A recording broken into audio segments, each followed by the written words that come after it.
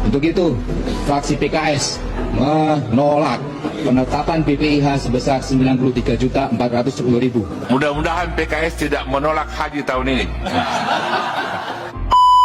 Silakan fraksi PKS.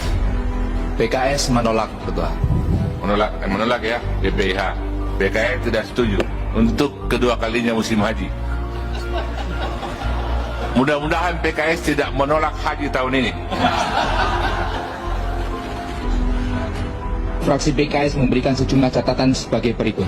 Pertama, fraksi PKS terus mendorong agar ke depan harga komponen penerbangan dapat disesuaikan dengan harga yang lebih wajar dan kompetitif, serta meminta para stakeholder mampu membuat terobosan yang bisa menghasilkan harga penerbangan yang lebih wajar, mengingat biaya penerbangan saat ini masih terlalu mahal. Kami mendorong agar layanan penerbangan dibuka untuk semua maskapai sehingga ada kompetisi yang bisa menghasilkan harga bersaing, sekaligus bisa memberikan lebih banyak opsi atau tawaran bagi kita untuk memiliki layanan yang lebih menjanjikan dan berkualitas. Di antaranya memilih maskapai penerbangan yang membebankan biaya tiket kepada jamaah sesuai pemakaian. Hari ini para jamaah 1445 Hijriah dibebani 4 kali trip. Sesuai dengan konsep syariah, kami mengusulkan hanya PP saja untuk jamaah, 2 kali trip berangkat dan pulang.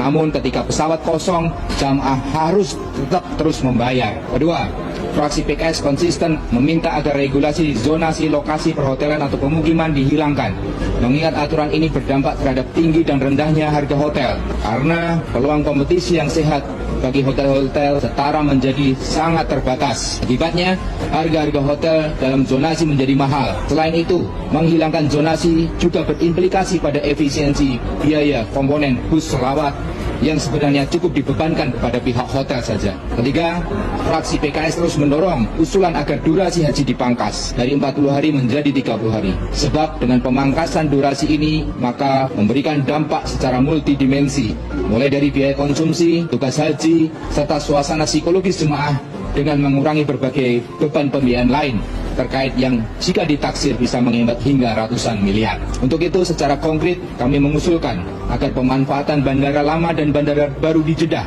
Arab Saudi lebih dioptimalkan sehingga durasi pengangkutan jamaah lebih banyak hingga tidak menelan waktu hingga lebih dari 25 hari, termasuk bandara alternatif di Taif dan Yambo. Hal ini tentu akan mendapatkan sambutan yang positif bagi Arab Saudi yang sedang menggalakkan aspek wisatanya. Kami juga mendorong agar pemakaian berbagai bandara tersebut dapat terlaksana diperlukan negosiasi yang sungguh-sungguh dengan pihak pemegang kebijakan di Arab Saudi.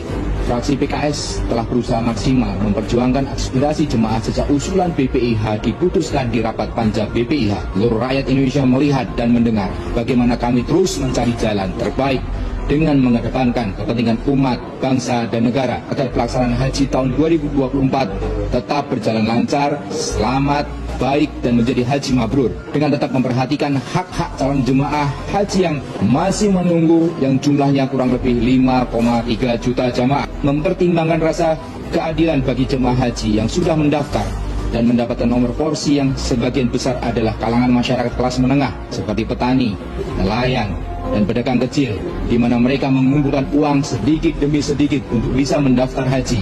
Sementara jika mereka terpaksa harus menambah jumlah pembayaran hingga 2 kali lipat, maka akan sangat memberatkan jamaah.